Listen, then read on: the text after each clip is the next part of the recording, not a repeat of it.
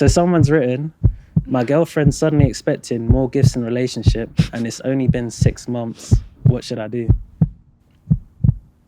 Buy them? Buy them? Yeah. After 6 months. Yo, and welcome to the Chat to Cam podcast. It's your boy Cam and we're back with another episode. As usual, make sure you like, comment and subscribe. And today I'm joined by a special guest, Imani Williams. What's up? Singer, songwriter, performer, anything else? Overthinker.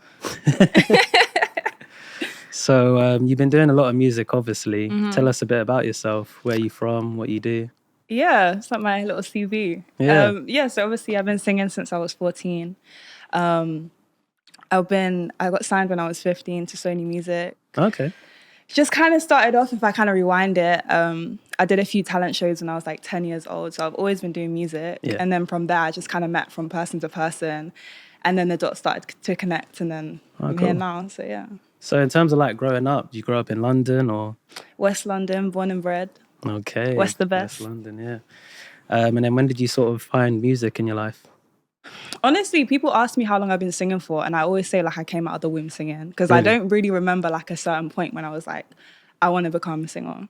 Okay. Like, you just started coming out and then that was that. What was like your first thought or tone of like music? Was it just like you singing in the shower? Yeah, like honestly, I feel like my mum I gotta give it to my mum because I think my mum noticed my interest in music. Yeah. And she kind of just nurtured it. So when I was singing at maybe 6 years old, like when I was 9, she put me into performing arts school and Saturday school. And then I got a scholarship to go to a dance school.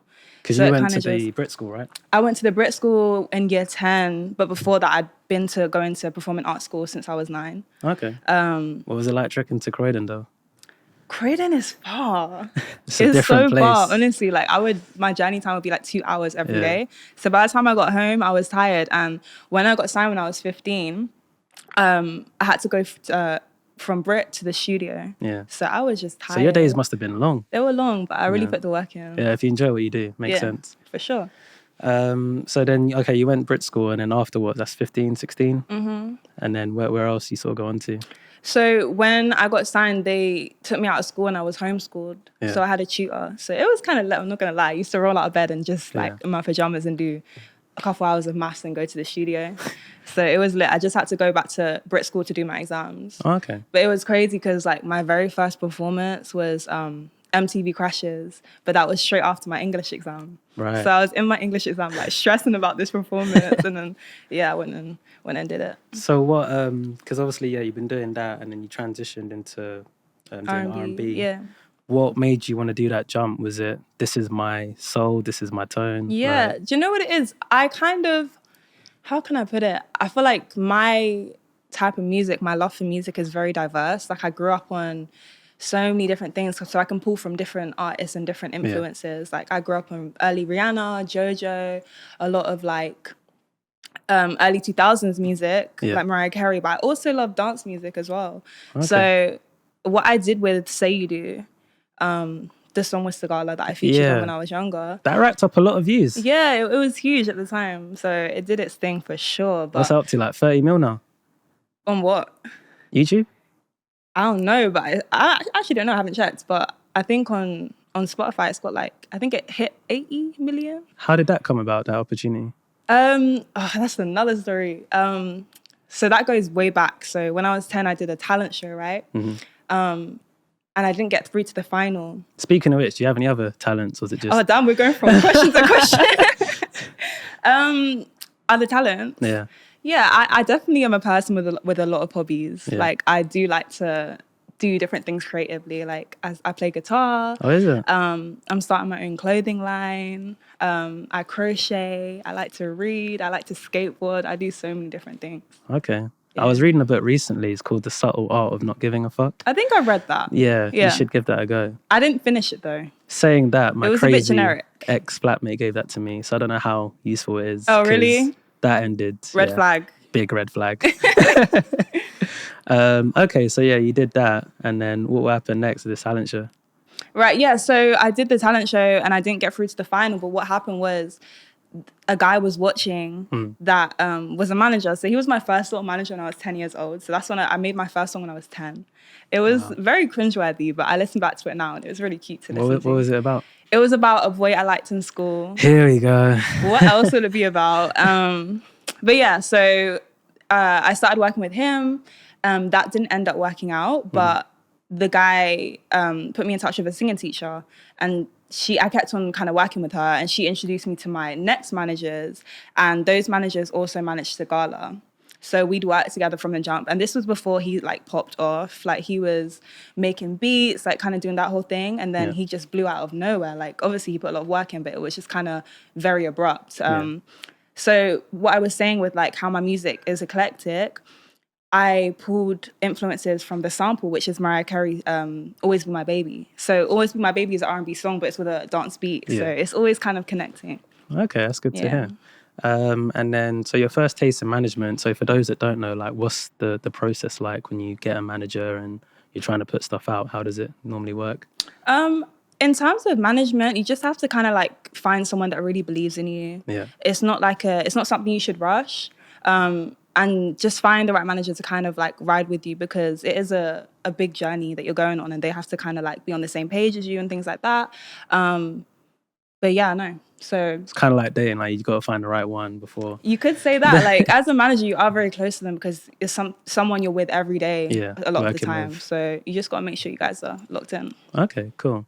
So what was you like in school then? Was you like a bit of a troublemaker? Or? Do you know what? Honestly, when I was younger, I would say that I was a bit of a goody two shoes. You? Yeah. Really? Wait, what was that you about? I don't like that. Yeah, I was like very nerdy. I loved school. Straight A's? It depends what subject. In maths, no, it's just not happening. Okay. In English, of course. Yeah, it's creative. It's creative. Yeah, right? I don't feel like there's rarely people that are good at both. Yeah. I'm an English It's girl. one or the other. Right. Yeah. Maths is a no. I used to love French. Can you speak it? No, and I'm not gonna. I remember one thing, but I'm not gonna do it because that's just not. I like science and history, so yeah, anything but maths. Okay. But yeah, in school, I was just kind of like, it's hard because as much as I love school, I knew what I wanted to do. So it was kind of hard to be in school and think about, I want to be at the studio right now. I want to be doing this and that. Did you have like that dynamic of, going through anxiety as a teenager and making friends and all that stuff? That's so funny you say that, because big time. Like that was a really big thing for me growing up. Like, I don't think a lot of people know this, but like when I was growing up, I did not feel like I fitted in at all. Yeah, I felt like I was just like, I don't know. I just felt like I couldn't relate to a lot of people my age. I don't know what it was. I really struggled with making friends. Even though you were the same age? Yeah, I don't know if it's just, I don't know. I've always felt different, and I don't say that to make myself look like anything, but I've just always felt different. Like, I didn't go to parties. I don't feel like I had that much of a teenage like experience, because I did get signed so young. Yeah. So for me, it was hard to make friends because I didn't go to college. I got taken out of school. I didn't go to uni. So there's a few friends I've kept from when I was younger, like that are my ride or dies. But in terms of making new friends, I did kind of struggle. Okay. Well, look, everyone's got their passion, and yours was music, so you followed that, and look where you are now. Yeah, so, for sure. Yeah, well done. So first, we've got a couple quick fire questions if you're ready. Okay. So what's your go-to restaurant? Ooh, my go-to restaurant. That's not a quick question. I always find it hard with restaurants because it's like, I love to cook. So if I feel like a restaurant... You can cook? Yeah. What's your signature dish? Probably like jerk chicken. Really? Yeah, I love Caribbean food. No, I'm Bayesian. Ah, okay. Yeah, so I always feel like I'm not going to eat out if it's not better than my food. And if I buy it and it's not better than my food, I'm just mad. But in terms of restaurant, what? Nando's, Novikov? Love a good Nando's. You can't go wrong with Nando's. I love Italian food. There's a really nice Italian spot at the back of Oxford Street. It's called Sergio's. And it's like family owned, and it's so good. Okay. Yeah. All right. Next question. That was like a really long question for a fire question, but hey, you explained it. What never fails to make you laugh? People. People. What never fails to make me laugh? Instagram or Twitter. Just seeing dumb tweets. Seeing dumb tweets. Yeah. Would you rather save £1 or spend £1? I'm gonna spend it every time. I'm sorry. Fair It's so enough. bad. If you could have an unlimited supply of one thing, what would it be? Wigs. Brilliant. Coincidence or fate? Fate. Heady or K-trap? Oh, that's a hard one. I love them both. Yeah, I same. can't answer that. I can't answer that. If you could name your own private jet, what would it be called? Fly Girl Airways. All right, bougie, but all right. Little some you see the butterflies, little fly. I think mine would be JetBlue Ivy. Okay, Yeah. you've definitely thought about that before. 100%. Last one, favorite word? Like, and it's really bad because I always say I want to start speaking more eloquently, and every sentence I just have to say like. So it's something I'm working on. I think mine would be yeah. Yeah. So a bit of news for this week. We've had Wireless Weekend just gone. Did you go? Yeah. How was it? It was good. Yeah. It was really good. It looked like a real vibe this year. Because I feel like last year and probably some of the previous years have fallen off. But Really? Last year Yeah. was really good. really? Yeah. Because we had DB, did the headline performance.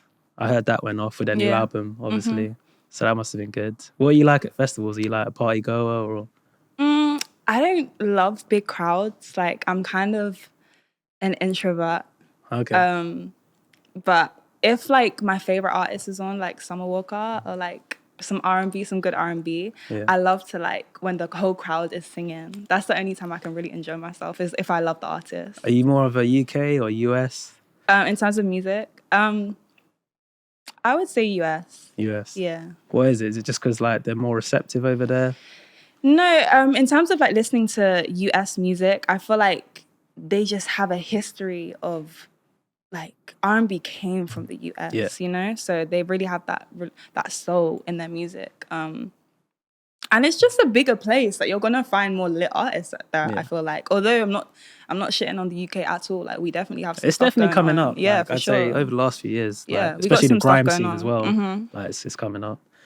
So yeah, we had Wireless Festival. There was also a new one, Rolling Loud Festival, Portugal. What, in the UK? No, in Oh, I was Portugal gonna and say. Germany. Yeah, for sure. That's something I want to go to because Yeah. that looks lit. But yeah, it looks like a lot of people are starting to, like, it's summertime, isn't it? So For the sure. vibes are Everyone's good. outside. Even though the weather here is a bit shit, like Why is it raining in July? get me? Like I need to fly out, man, It's because I've had disgraceful. enough. Because I do sales in it, so every like quarter or so, if we hit target, we go on holiday. Oh, dope. What kind of sales you do? So I do recruitment. Okay. So usually, if we hit that, we get to go away. So I'm trying to find out where we're going next. So you working? Oh, I work. Okay. I'm a grafter. Like you see me doing this, other things. Like trust me. Dope. You have to. I feel like in this economy, in this like day and age, you have to have multiple sources. You of gotta income. have several incomes. Yeah. That's it. Because you can't live off one, especially with the government. Yep. Get me? Tax, everything. Like Cost of living. cost of living. So like when I joined the company, which weren't that long ago, like I think I was maybe 2 months into the job. Manager called me and I was working from home. He's like, Cam, I just came from the pub. Do you want to go Marbella next week? I'm like, bet. I am down. I would have done that anyway. But if you're Right. paying, I'm going. He said, I'm out. I was out. So, but sales is tricky though, because like you got to work with so many people. Right. And like you're dealing with people with unknowns.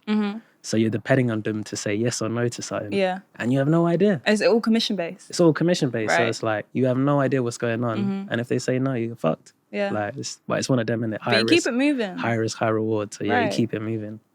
That's dope. Yeah, it's lit, man. But in other news as well, you've been watching Love Island?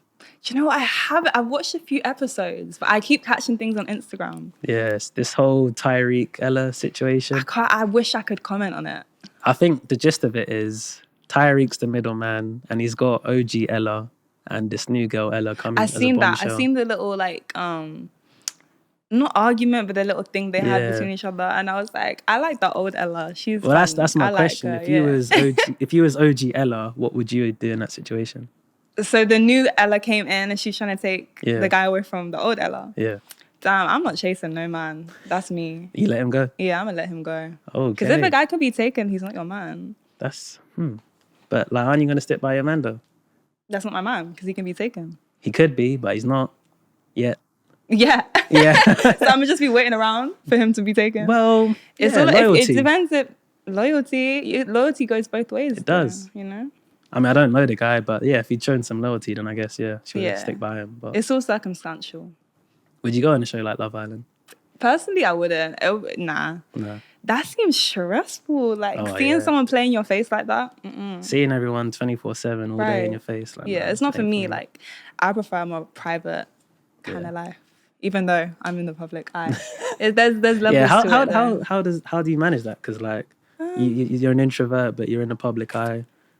Like, in what sense? like is it the passion that keeps you going for the music? It's honestly like my love for music.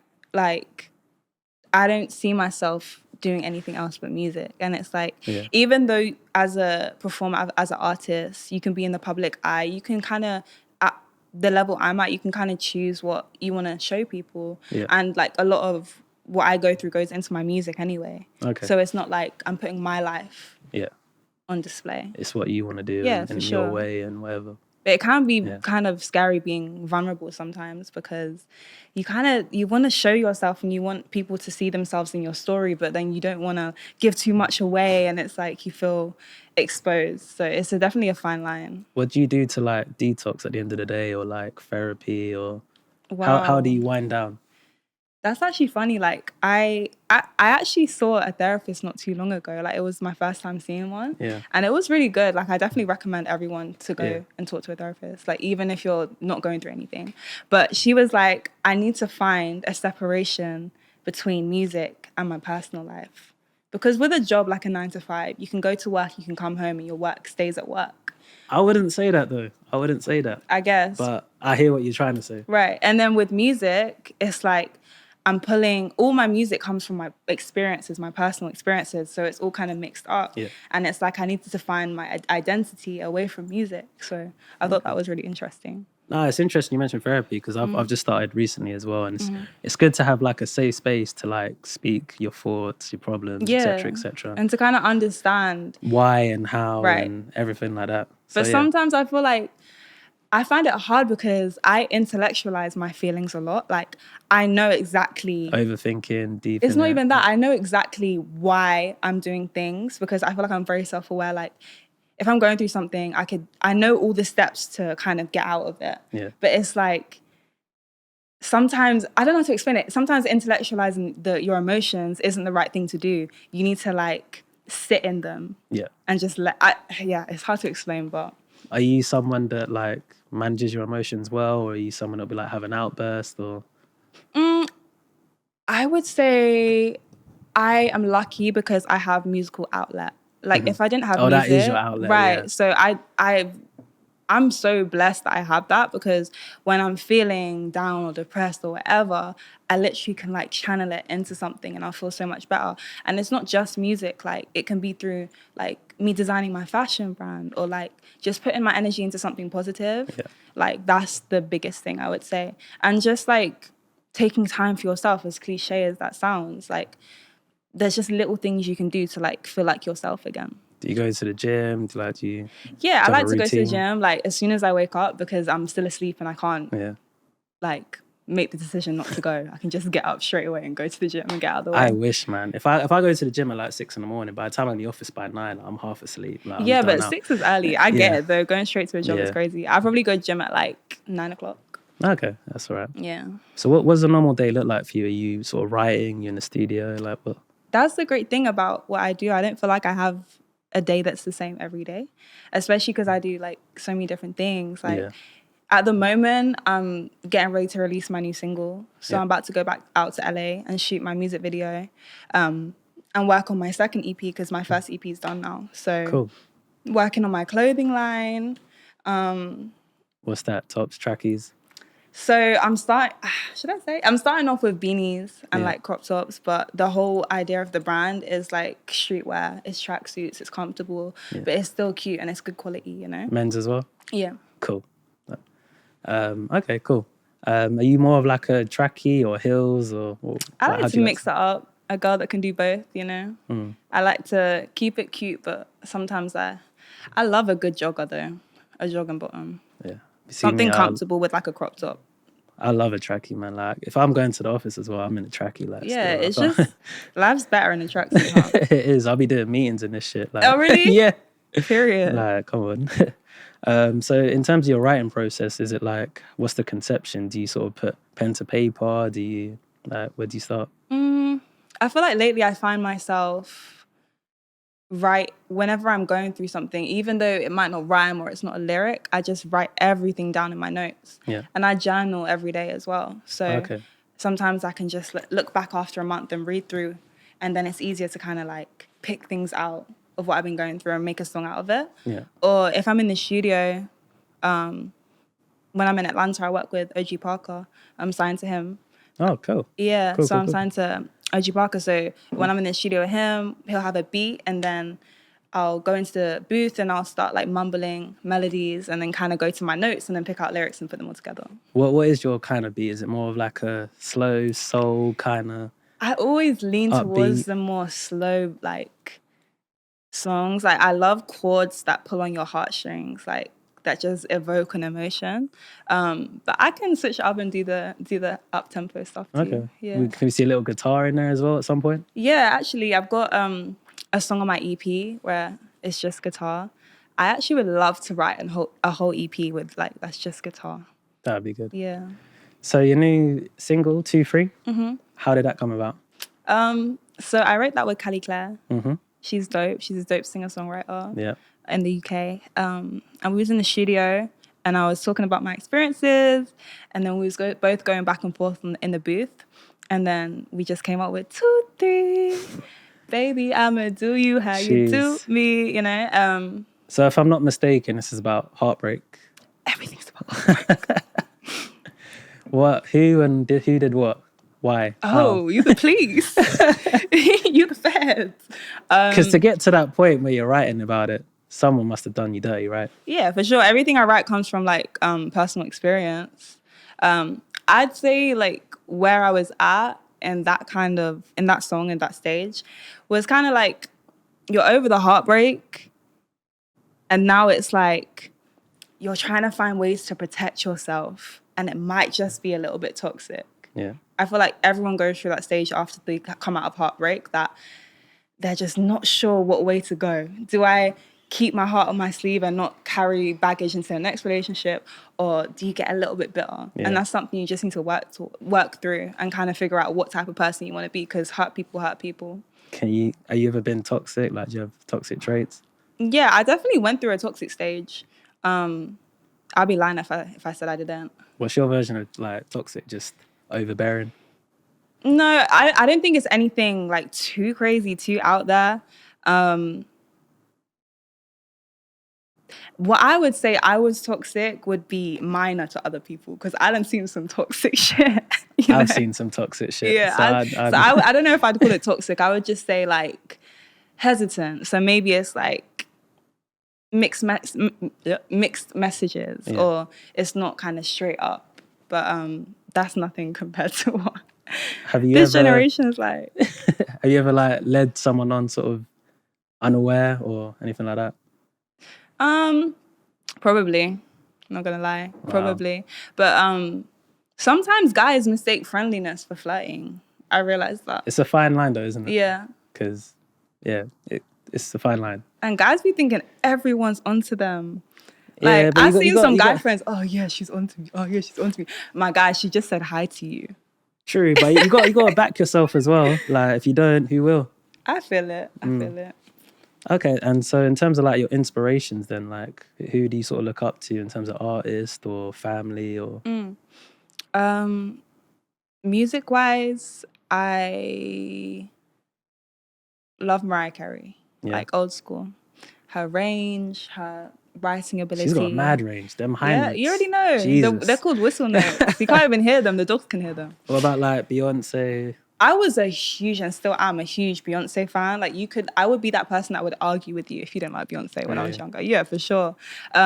She did a concert recently, right? Yeah, she did. Yeah. I didn't go though. I didn't go. But Beyonce, for her work ethic, her performance skills, like when I was younger, I loved her so much that I watched the documentary and she was wearing heels and she'd sing and run at the same time. Maybe not in heels, but she'd run and sing to build her stamina up to wear heels on stage for 2 hours. Yeah. So I'd wake up before school and I'd go jogging and singing at the same time at 6 a.m. Did it help? Yeah, for sure. Like, she makes it look easy.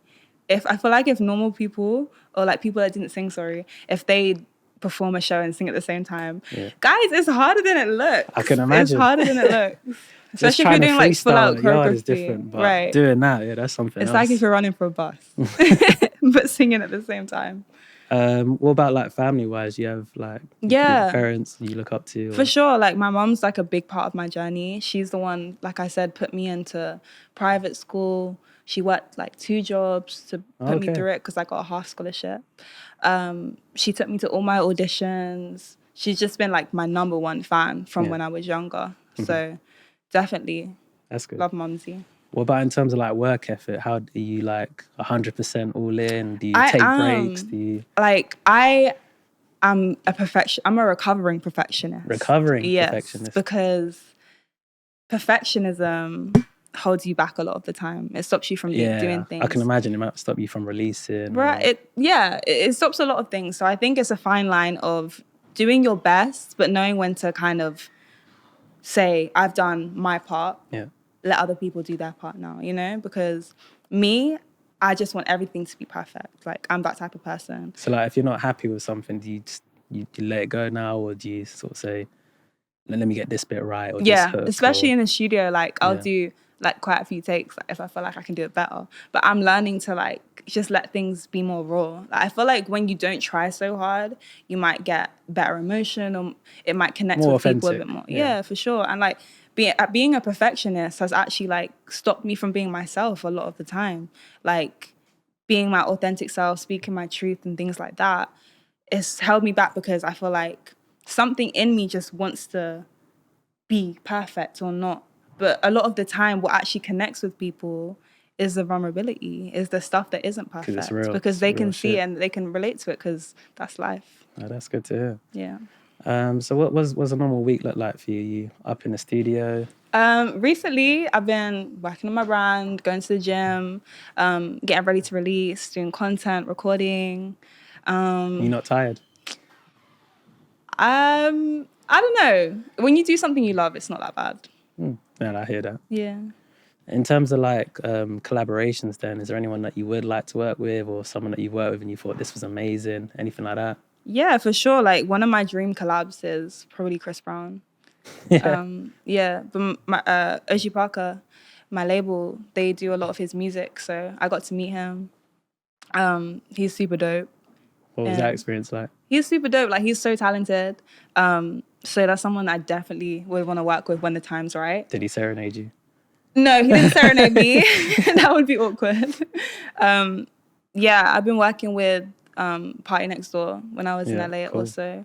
I was starstruck when I was with him. I don't really get starstruck just because musically he is the GOAT.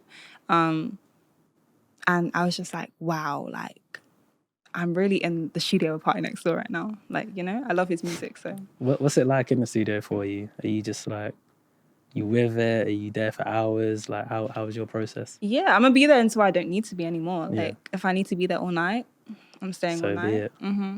Fair enough. And then what's the future looking like? What have you got in terms of new music, new activity? Yeah, there's a whole load lined up. So obviously I got my new singles coming out. They're all off of my EP that's coming out towards the end of the year. And I'm so excited, even to announce the name of it, because I feel like it's been such a huge part of my journey up until now. And there's so many things I want to do around the EP. Yeah. It's hard to kind of say it without kind of explaining it. Yeah. More shows. You've done concerts before? Yeah, for sure, yeah. Capital Extra, right? Yeah, I did Capital Extra. How was that? It was amazing. I actually did Capital Extra twice. I did Jingle Bell Ball and I did Summertime Ball when I was 17. I've been to a few of those, so they must have been lit. So I'd say the only time I've ever been like nervous on stage was wait, was it the summertime ball? And it was in Wembley Stadium and it was 90,000 people. Wow. And I said, why does everyone look like dots? Because you can't even see people's faces. That's how many people were Can there. you hear yourself? Because you got like all the mics and stuff. Yeah, because you have like Yeah. in-ears, so you're able to hear yourself. Yeah. Unless you go out like down the runway, Yeah. because it starts to delay and it starts to have feedback. So Okay. you just kind of zone out. You come off stage and it's almost like you forget it because it was like not real. Is that something you want to do with, like maybe wireless or? I would love to do wireless. I always say like success is defined to me as an artist. Like I want to be a touring artist. Like I love to perform live. Yeah. I just think it's such a payoff. Like those are the moments you really work for. Like you're in the studio, you're doing all the grinding, but when you're on stage and you hear people singing back your songs to you, like there's no feeling like it. Well, that's the connection, isn't it, Right. between you and the audience? That's So the it's like, closest you can get to your fans, I feel like. Yeah. Are you quite engaged with your fans? Like, do you sort of respond to their tweets and? Yeah, for stuff sure. like Like a lot of my followers and stuff, they DM me, especially younger girls that I love to talk to them. Even like girls that have questions with getting into music and stuff. Like I love to kind of talk to them because I did get into the industry very young, and I feel like I wish I had someone to kind of tell me certain things. So I always try and do that. What's like one piece of advice that you wish you kind of knew back then that you know now? Don't be scared to start from square one. Yeah. Because in this industry, you're going to start from square one time and time and time again. And you have to be delusional because for a period of time, you're going to be believing in yourself and seeing something yourself before anyone else sees it in you. Yeah. So be delusional and don't be scared to start again. Yeah. I mean, like I said earlier, you got to believe in yourself and back yourself. Yep. Because if you don't, who else will? Nobody's going to. Yeah. Cool. So we've got a couple writing questions as well. Okay. That maybe you can help with. Wait, you're trying to make me write?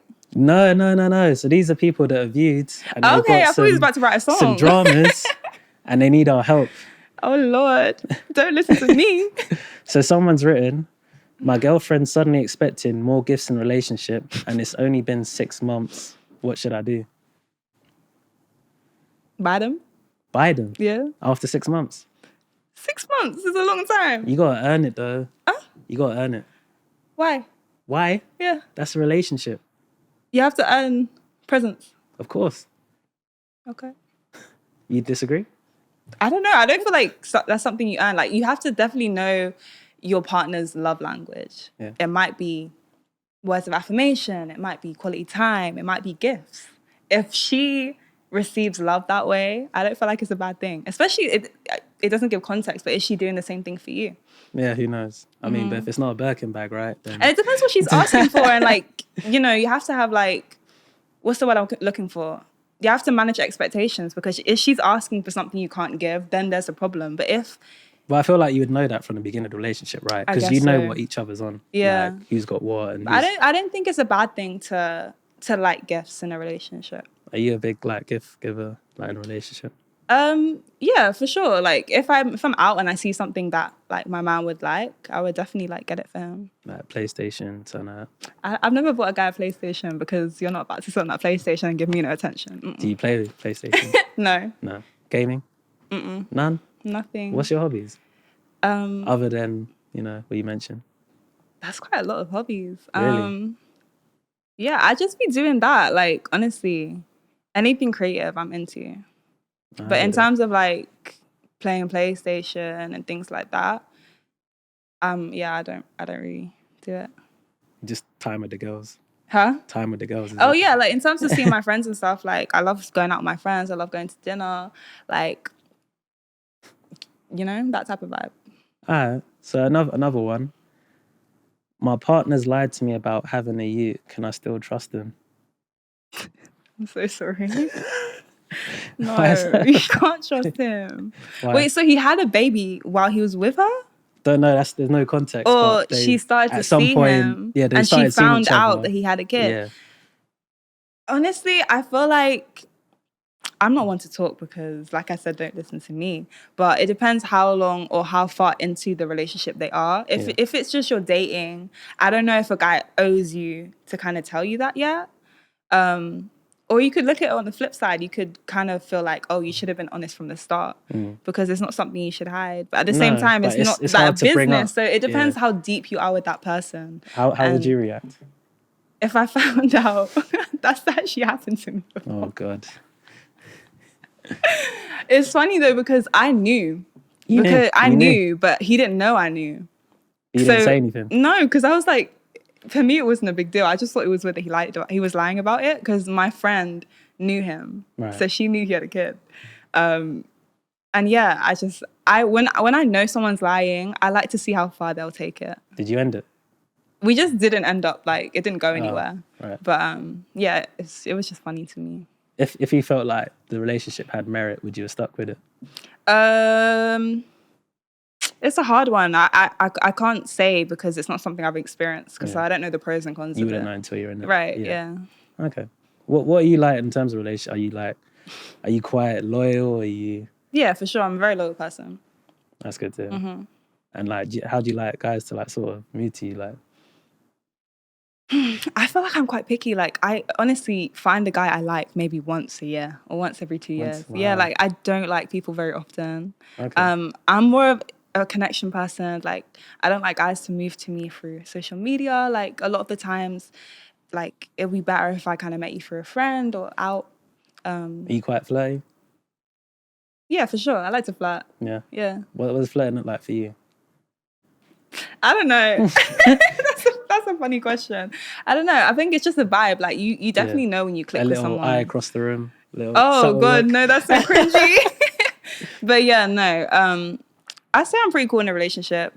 I definitely like to be with that person a lot. Yeah. That's something I'm working on because I think it's probably quite toxic. Are you someone that sort of spends time 24/7? It just happens naturally. Like I every don't know guy. about naturally. It does though. Like every guy I've met, like or like dated, if we really vibe on a level, they just naturally want to be with me a lot. I hear that. If you're bringing enough to the table, why not? What is this to the table talk? So like back to the music scene then. Who would you say are the top 3 artists in the UK right now? Ooh, I really like Flo. I really like Flo, the girl the band. new girl group? Mm-hmm. It's really nice to see R&B be taken in on a bigger scale. Yeah. That's where you're trying to get to? Minus the group. No, for sure. Like that kind of exposure, like kind of getting taken in America as well as the UK. I think it's really nice to see. If you felt like, because obviously labels, management, etc., but they started to push away from your core like genre and what you like how would that make you feel? Would you stick with it? Would you want to sort of come out of it? So I've actually experienced that when I was signed to the label when I was young. I had very quick success with dance music, and when a label kind of sees something working, they want to kind of repeat that. It's like, why would you fix what's not broken, right? But I've always been an R&B artist at my core, or even pop music. I want to move into pop music as I transition and like go on with music. But yeah, that's definitely happened, and that's why I made the decision to be independent this time around, because you have full creative control. You can make decisions for yourself, and you can kind of like build leverage until you feel like you want to have that leverage to sign the best deal. A lot of the time, artists will be new into the game and they'll think that labels are going to blow them up or like save them. You should literally look at a label as a bank. Like, labels are the ones with the money, but if you can, like, in this day and age, you can find money in other places. There's distribution. You can promote your music all over social media. So it's like a different industry. And now we've got TikTok. Like, social media's on another level right now. Right. Would you say, like, with social media, it's probably easier or harder to be an artist now than, say, maybe 10, 20 years ago? It depends how you utilize it, honestly. It all depends on how you utilize it. If you're consistent and you find a way to crack the code, social media is your best friend. Because I feel like if you use TikTok nowadays, you can blow it so easily. Yeah, but it's also about being consistent. Yeah. Posting weekly. 3 times a day. Honestly. Is that what you do? You have to be a machine. Okay. But I feel like because even though there's more accessible for social media, it's harder in a sense because there's so much more competition. Yeah, but look at how much you have at your disposal now. There is, but you're competing against other people with the same resources, the same access, whereas before it was like only a select few had those resources. So now it's like anyone can make it. Yeah, but it's about, I think, as long as your main focus, forget the noise, forget everything else. As long as your main focus is building a fan base, you can never lose. right? Even if your label dropped you, even if your song didn't blow up on TikTok, you're gonna have that select few, that group of people that support you no matter what. So if your goals and your intentions are always to feed those people and put those people first, Yeah. like, you'll be good. Okay. Yeah. All right. Well, that's been the Chats with Cam podcast. Make sure you like, comment, and subscribe, and follow our socials down below. Make sure you stream Armani's new EP 2-3, and we'll be back with another episode. Peace.